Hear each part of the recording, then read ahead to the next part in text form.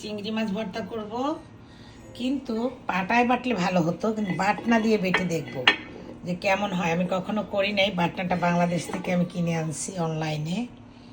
এই পেঁয়াজ, মরিচ, এই চিংড়ি মাছটা ভেজে নিচ্ছি, আর একটু সরিষার তেল, একটু নারকেল হলে ভালো হতো। আচ্ছা, খুঁজে দেখি নারকেলও আছে নাকি।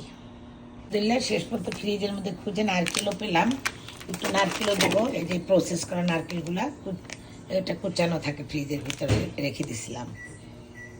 এই আর কি,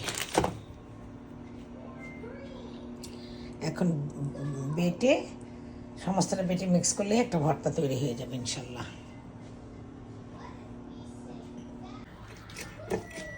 চিংড়ি মাছ ভর্তা দিয়ে না ভাত খাওয়া হবে, এর সঙ্গে নারকেলও থাকবে।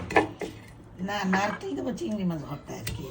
এই নারকেল দিলেও চিংড়ি মাছ ভর্তাটা যে কিরকম হবে, এই সেই চিংড়ি মাছ আমি দেখাইছি, এই সেই এই বাটনা দিয়ে বাটতেছি। লোক সব কিছুতে আমাকে সাহায্য করে, এই যে সব কিছুতে। না না না, এটা একটু ই করো, ঘষো, একটু ঘষো। হ্যাঁ, হাত পাতো, একটু তেল দিই।